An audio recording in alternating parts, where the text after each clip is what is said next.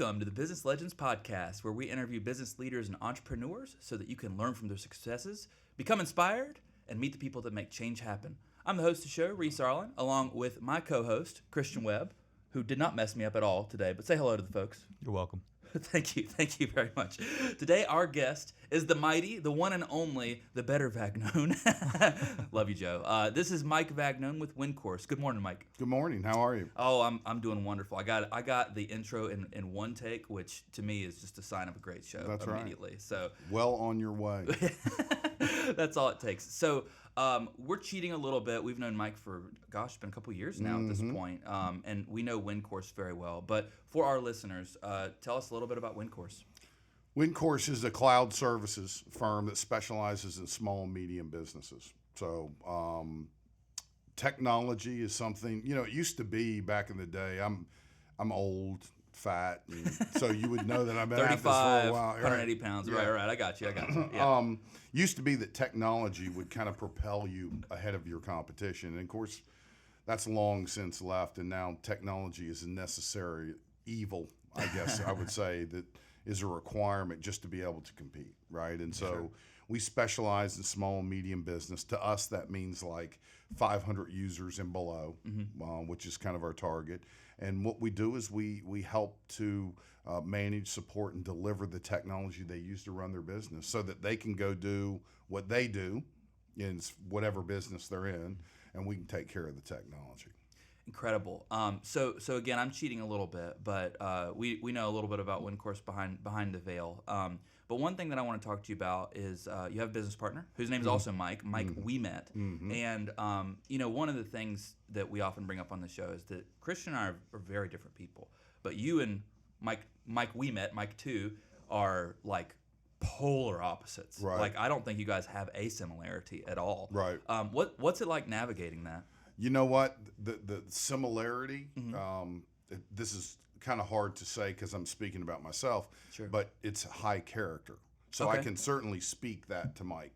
Yeah. We met. I'll let him tell you whether or not he thinks I have high character.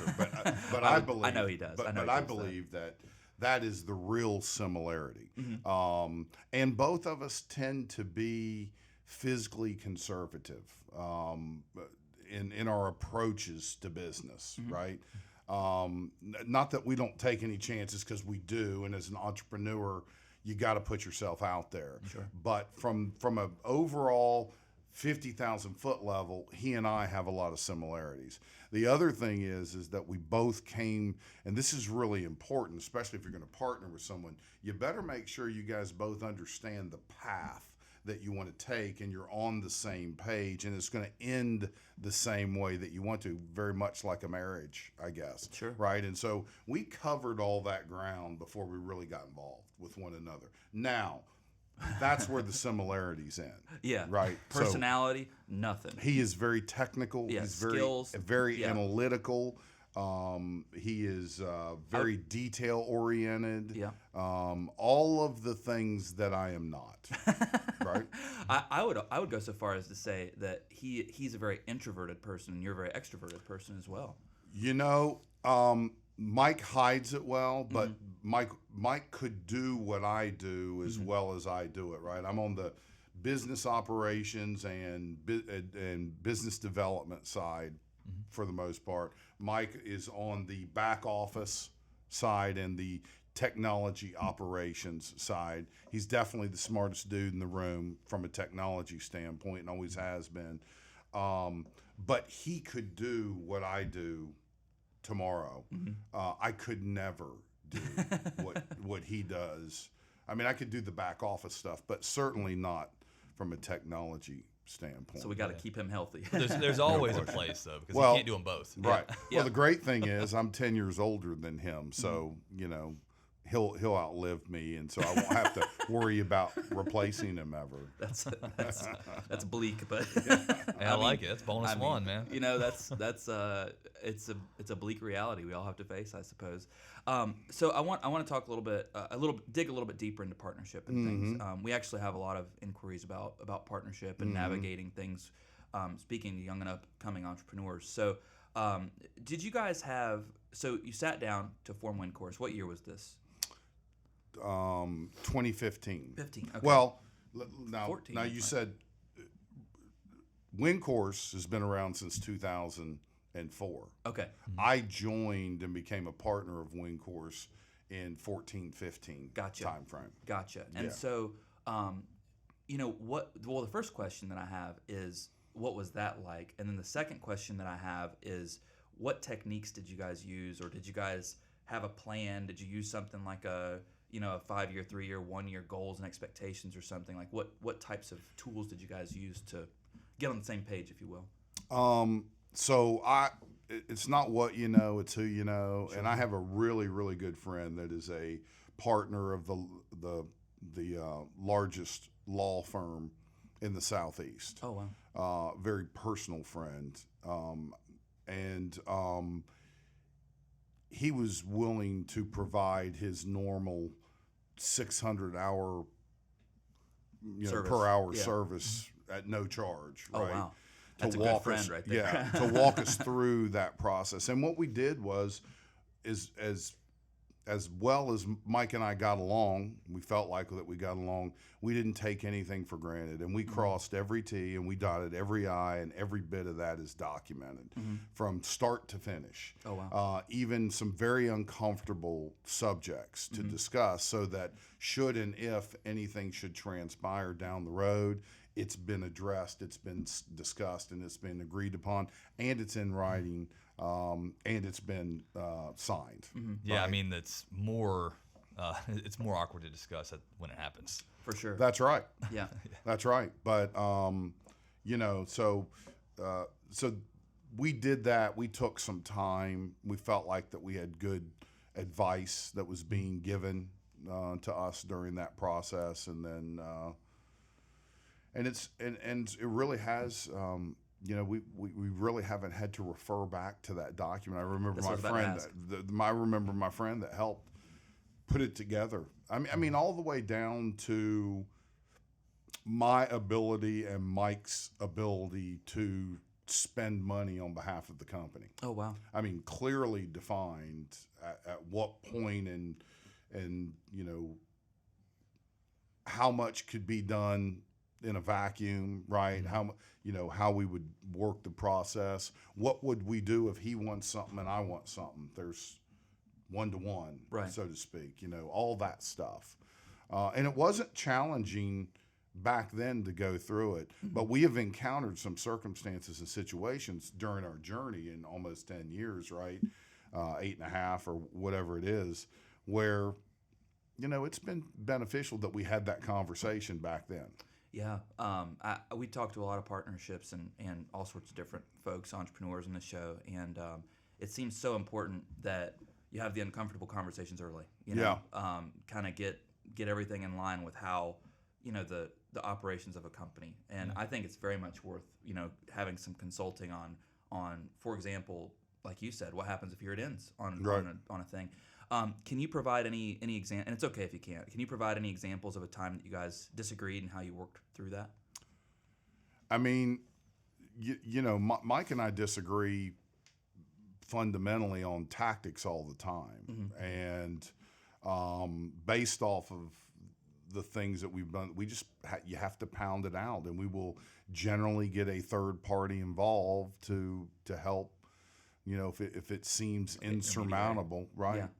Yeah. I mean, that's the way it happens. But I mean, for the most part, Mike and I are generally on the same page. Yeah. It generally comes down to tactics or action items, like specifically, where we may see it a little bit different.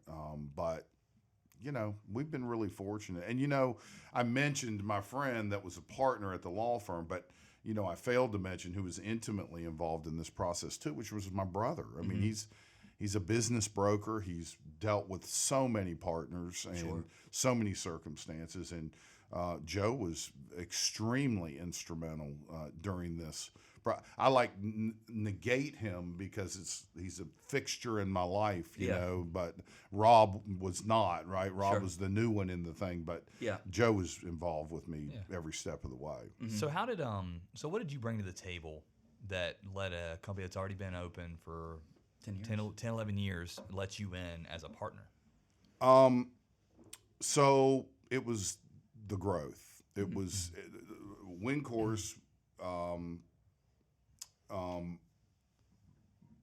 Mike is the technologist. Mike built the technology, right? We provide cloud services to these small and medium businesses. That can be very confusing for somebody that's not technical and stuff. And again, I'm not technical. I mean, I can talk it, but I can't build it. But taking that really great solution and then scaling it to scale a company is not easy to do. And Mike tried on a number of occasions through his own efforts, as well as bringing in people that he thought were salespeople, so to speak. I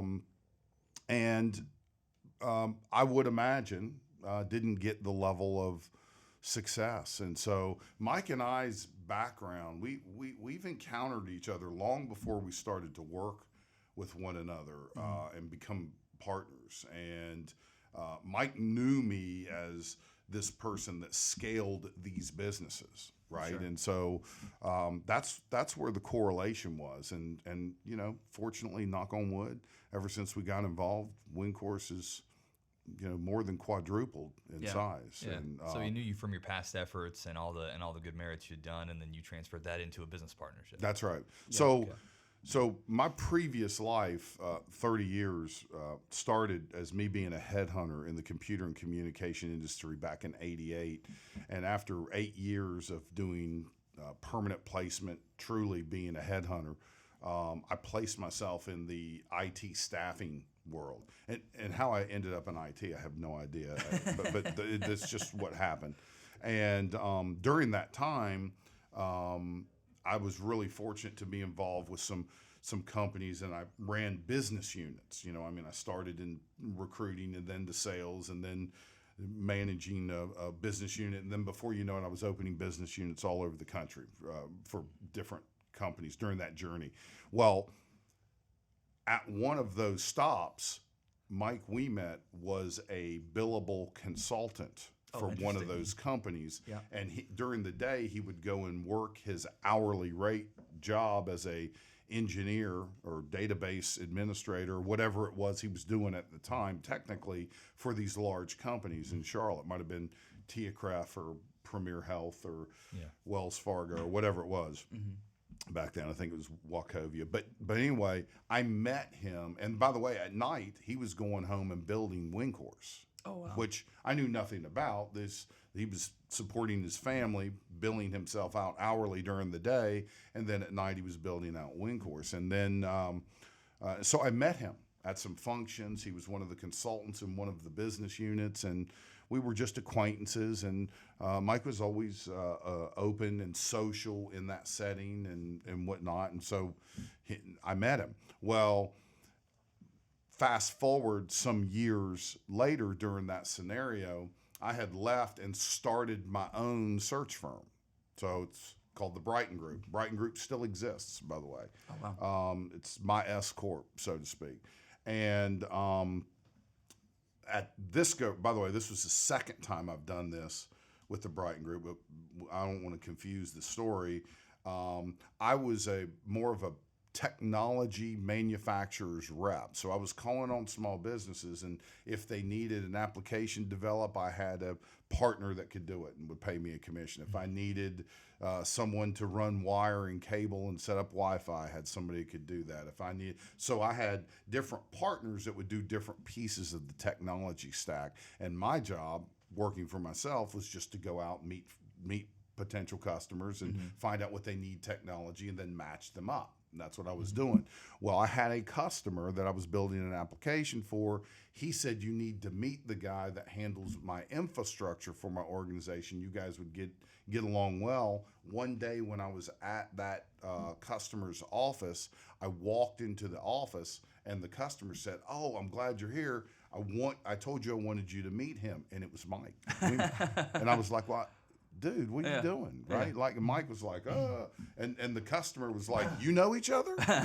Very well. And the customer ended up leaving his office And Mike and I sat down on the customer's couch in his office and met for probably, about 30 or 45 minutes. And from that moment on, I started to sell Wincourse hosting services. I added it to my repertoire. That's exactly right. And Yeah. then we closed some big deals. Yeah. And at one point, Mike approached me and said, we should join forces because I was selling his services. And I was like, yeah, not really. And time went along, but I was engaged with Mike during that entire time. Yeah. I ended up selling the book of business of the Brighton Group to another firm that I went to work with during 2008-9, if you remember the recession during that time period. And so I sold the book of business, went to another firm. Mike was still operating Wincourse. He was still paying me commissions on deals that we had sold in the past. Mike had approached me a number of times about joining forces. I ended up actually getting him involved in the company that I was working for to provide managed services to them. And then over the course of time in 2015, it seemed like the right time. But we were involved with one another for years before we did it. And then it became, that's kind of how it happened. Yeah. It's interesting. You didn't fall backwards into it, but it seems like you fell forwards into it because you had already had and established this relationship, and then over the course of time, finally the stars aligned, and it seemed like it made the right sense. I feel like sooner or later we need to find a better phrase for that, because like every entrepreneur we run into, they feel like they fell into something, but I personally feel like they just were making the right choices at the right time and met the right people and took the time to get to know the people and have good character at that time. And then opportunities fall into place because you did that enough times. There was something that transpired during this journey for me with Mike that was a really, I don't even know if I ever mentioned this to him, but I brought in a pretty large deal. It was the largest single deal that Wincourse had ever won in its history at the time, right? Yeah. And my commission was very nice, and it was residual because it was cloud services, right? So I got paid every month. Mike would send me my commission check, right? Yeah. And he was doing that for 3 years, right? I mean, this customer, by the way, the customer is still a customer today, ironically. Oh, wow. And every month, I would get my commission from Mike, and sometimes we would talk during that month, and sometimes we wouldn't. And sometimes I was operating the Brighton Group and working independently. Sometimes I was working for another firm managing multiple branches, but I was still getting commission, right? Because I sold it because that was our agreement. And I remember after about 3 years, I get a phone call, and he goes, "Hey, man, what are you doing? Let's talk. I need to run something by you." And I said, "Yeah, dude, sure." And he said, "Well, I want to talk to you about ABC company." Customer, and they're right. And I said, "Yeah, what's going on?" He goes, "Well, there's been a real change there. They're really cutting back. The solution that we sold them, I am going to be able to keep them engaged, but it's not the same solution. It's certainly not going to be anywhere near the level of business that it has been for 3 years. And I just wanted to talk to you about the commissions and let you know that you're not going to be getting the same amount of money every month, and here's why." And when he did that with me, right, now keep in mind, I didn't know his book of business. It's lasted 3 years by this time. Yeah. Most people would have essentially said, "Dude, they're no longer going to be a customer," right? That piece of business that you sold is no longer going to exist. He wanted to make sure that I was okay with adjusting income with this new solution, which I had nothing to do with, that he was going to sell him, and he still was going to pay me a commission. And when he did that, I was like, "Yo, dude, you're just not going to get that from most people." No. And by the way, I did something that he wouldn't get from most people. I said, "You know what, dude? We sold that thing. You've been paying me on that for 3 years. This is a different deal. Has nothing to do with what I sold. You don't owe me any commission. Go do your thing." Yeah. He's like, "Man, you sure?" I'm like, "Absolutely." Yeah. So even though he approached me and he was going to do that, and I could have very easily said, "Yeah, dude, I'll take X amount," or whatever it was. it didn't seem fair to me. And so all of a sudden you have these two guys that are treating each other with this level of respect. That's when I knew at some point, if the moon would align, that he'd probably be a pretty good partner, and he certainly has been. Yeah. I think that speaks to what you were talking about at the beginning of the show here about having good character with one another, and that's just excellent business practice too, Yeah. And I'm regretting not having both of them on here. Yeah, we need would have been a lot of fun to together. pull WeMed in. We'll get WeMed in. I wouldn't have talked this nice if he was. Oh sitting yeah. here. You probably smack each other in the back of the head and stuff. So. Don't want to be off brand. Yeah, yeah. That's the way that it goes. Yeah. So I do want to talk a little bit about company culture. So 2014-15 rolls around, and you guys partner up. You have your friend, the attorney, that's going to help you guys out, make an operating agreement, and figure out some of the business operation stuff. Did you guys spend any time sitting down and talking about what your company values are going to be, and what type of culture you're going to have, and how you attract essentially new talent to work at Wincourse, because now your team has grown exponentially since then? It has been. It was really easy because by the time Mike and I got involved with one another, we knew one another as people. Yeah. And it was very clear. I don't know that it was ever a conversation. We knew we wanted a work-life balance, right? And that was stated to a degree. But there was never any strategic conversations about that. It was always very, very evident kind of what we were doing. But I will tell you this. I mean, COVID has thrown a monkey wrench in everything. I mean, we were on site. We had everybody in our facility. We did our stuff. We worked the way we did, and the culture was great. And then all of a sudden, everybody gets sent home. Now, the good thing is, the technology that we deliver to our customers helps people work from anywhere, from any device. Right. I mean, that's what we do, right? We get them their technology wherever they need to on any device, and have access to it and secure it, with security related. So that's what we do. So the business grew as a result of everybody scrambling. But there are challenges with having an entire staff remote that's used to being in person. And I will also tell you this. Our lease of our office came up in the middle of COVID. Well, Mike and I made the decision. It just didn't make sense. We had no idea when COVID was going to end. Crazy familiar, by the way. Yeah. There was no way we were going to renew the lease and not even know when we could get back in. We already felt like we threw away 12 months of rent already. Yeah. And so we did not renew it. And at some point we made a conscious decision to just keep it remote. Most of our technical people would be kicking and screaming and going back into the office, and a lot of them just dispersed. As a matter of fact, that's when I moved. Oh yeah, from Charlotte to the North Carolina mountains. That's interesting. Has on that note, do you feel like, and I feel like COVID thrust things upon businesses, whether they wanted to adhere to them or not, and the work from home or work remote is definitely one of those things. I mean, it's here to stay for sure. And also, I mean, our opinion on it, I know we're very like-minded on this for other reasons, but, for us, work from home has been great, to tell you the truth. It's come with its set of challenges. But so my question to you is, how did you navigate that particularly? I mean, you like made, you're still navigating it. Well, yeah, you made the decision, and luckily, the great service that you provide definitely helps people with the capability of working from home. Yeah, literally, my mother-in-law was using your technology at the beach, working from the content. Yeah. Here's the thing: from a technology standpoint, absolutely, we can do it. Other companies can, right?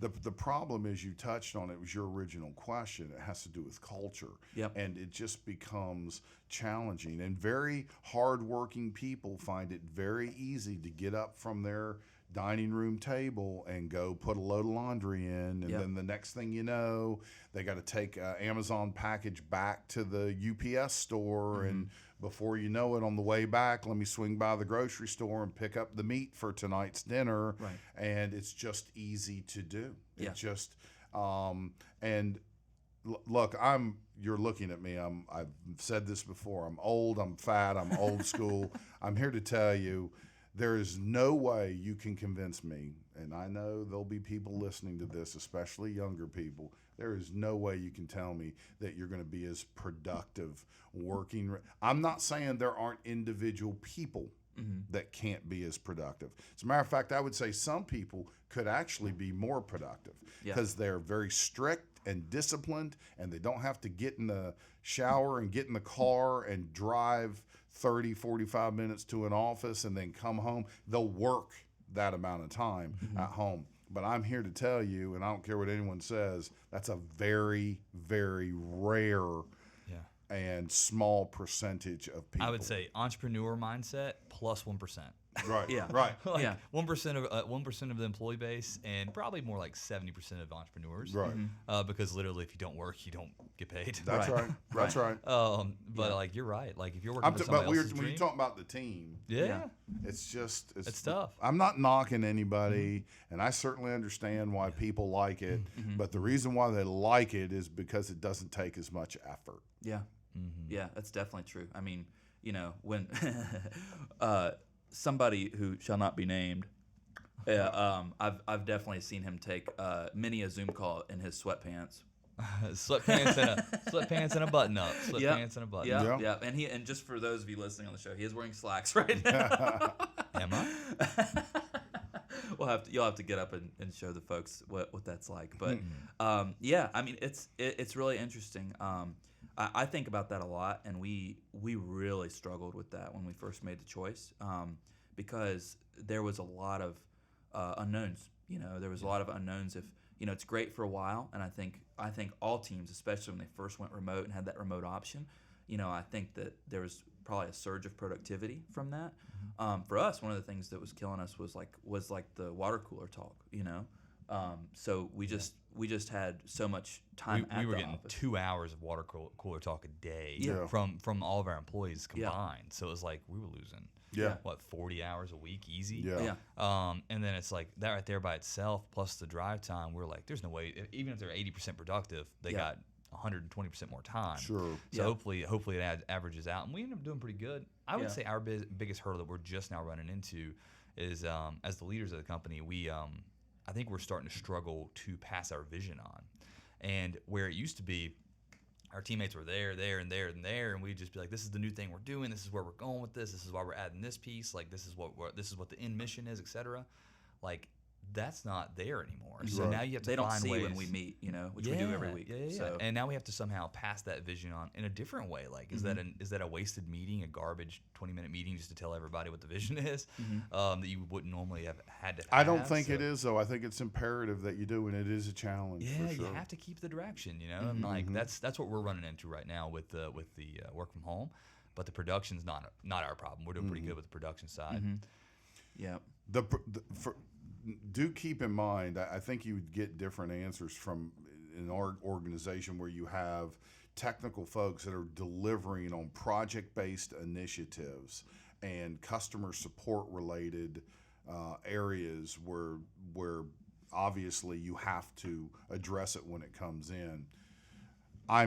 Tend to be more focused on the business development side where you are initiating that. And I think that is more of a challenge on that side. But if you're a young, new entrepreneur, right, and you need to get up and go and pay the bills and you're relying upon other people to help carry that note, it can be a challenge. Sure. Just out of curiosity, do you think that WeMet would agree with your perspective on working remote?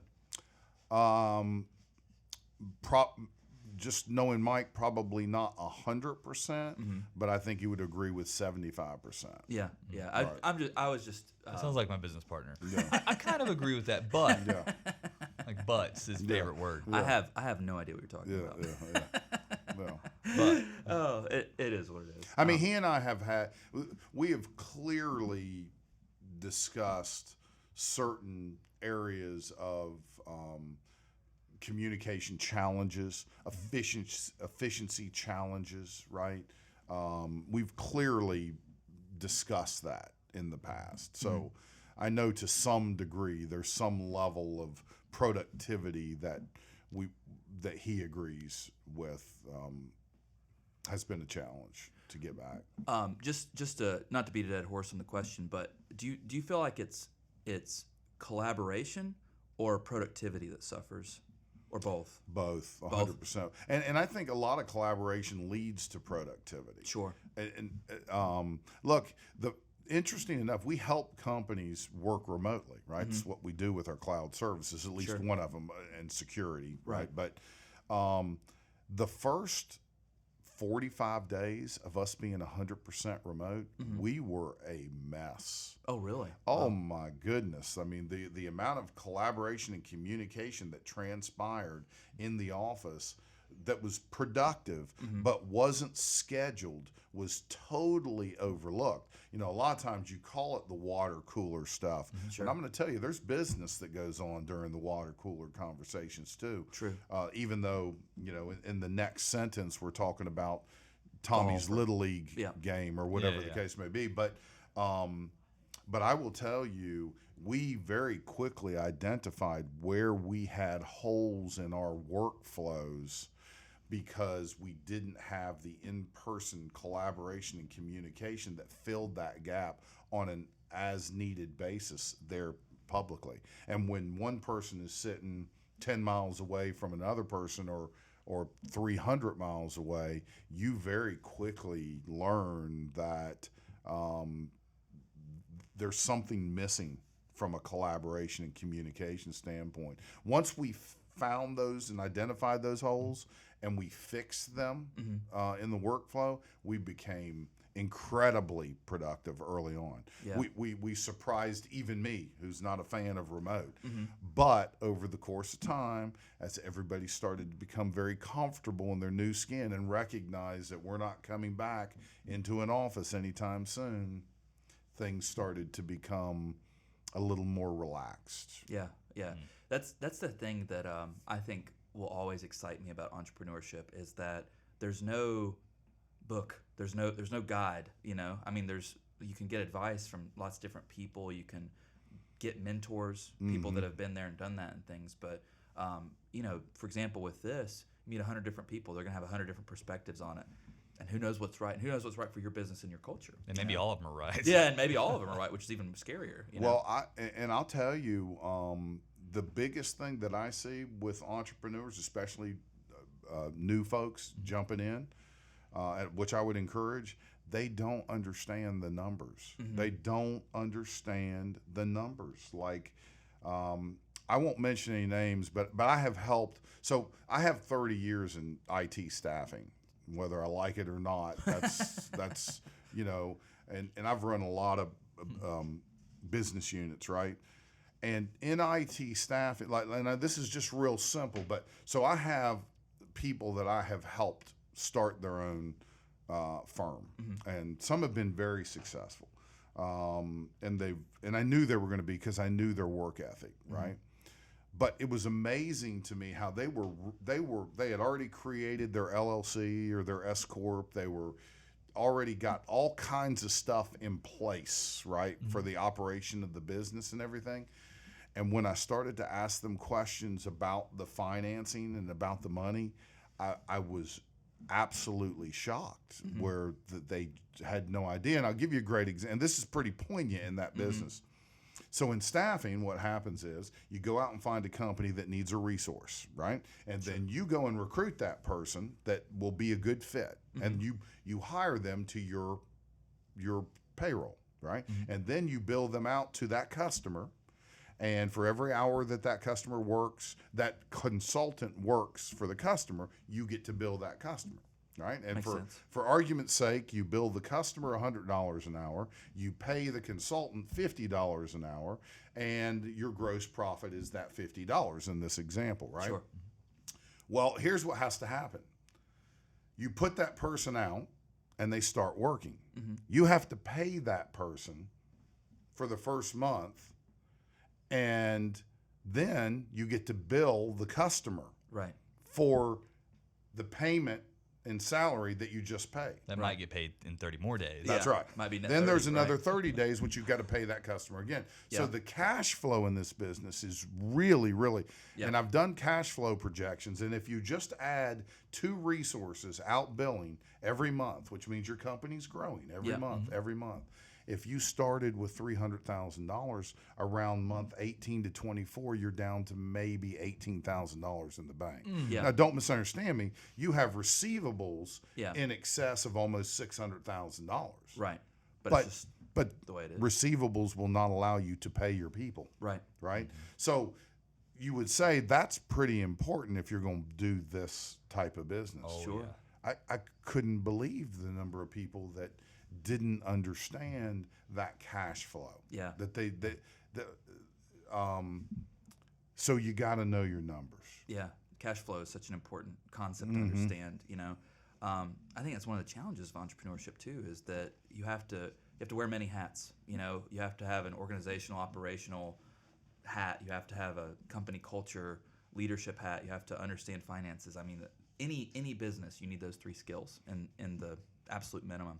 Well, we are out of time for the day, but I can't let you off of the show without asking our end of the show funny question, and I think I know the subject here, so I can't let you off the show without putting Joe on putting Joe on the heat lamp a little bit. So my question to you is so Mike's brother is Joe Vagnone, a spectacular friend, business broker, amazing guy in the Lake Norman area. So my question to you, Mike, is would you ever go into business with Joe? And if so, what would that business be? Joe and I have been in business. Oh, okay, before, okay. Gotcha. So the answer is yes. Yeah. And yes, I would, but make sure that your contracts, T's are crossed and I's are dotted. Yeah. Yes. Yeah. Because I could see you guys butting heads just from We the brother. we butt heads all the time. Yeah. Like no one disagrees more. Than brothers. It's just yeah, the way it is. Yeah. Yep. But yes, I would. Joe is, it's really funny. I have a marketing degree, and you guys have heard me say that when I learned marketing, there was no digital marketing. Right? Sure. It was just the 4 Ps. But I have a marketing mentality. Sure. Right. No one is better at separating their business than my brother Joe. I believe that. Like some of the creativity that he comes up with is just. If we had more time, I would tell. When he was 15, he went and bought 150 Christmas trees and went door to door to sell them to senior citizens and delivered the tree to them. Like he came up with that concept, right? Yeah. And he was like, you know what, we can make a bunch of money. Yeah. And he did. Wow. Like that's just one example. That's Joe for you. But that's serial entrepreneur. You think about it, wasn't the Christmas tree. It wasn't we can sell Christmas trees and make money. It was like the senior citizens can't get out. How do they do this? Right. Right. He saw and he was like, here's what we're going to do. We're going to go door to door. Yeah. We're going to sell it. And anyway, Here's just a an Christmas idea. tree for you, so you don't have to go out and get it yourself. Yeah. Right. There's right. Joe for you. Nuts. Yeah. Right. He's wild. We're participating in a show. I think you guys know in June out in Vegas. Right. And we're going to have a booth. And we want to drive. Are you bringing Joe? No. Oh God, I was going to say that would be. but we do want to drive people to our booth. Yeah. One thing led to another, and ultimately this came from Joe. And he said, "Dude, I'm telling you what to do." And I said, "What's that?" He goes, "Get a popcorn maker, make popcorn, hand out popcorn." Yeah. He goes, "The entire place will smell like popcorn. People will walk by. Guess what we're going to have in our booth? Yeah, popcorn. That's Joe. Popcorn maker. Yeah, that's just a snippet of Joe's brilliance. Yes. I mean, Yeah. truthfully. Yeah. I mean, You didn't have to That's throw out a an example. Rolex. You just have to throw out some old school popcorn. Yeah. That's it. Well, Mike, thank you so much for joining us. Can't wait to pick your brain a little bit more over lunch. And congratulations, my friend. You are a certified business legend. Thank you very much. Bye.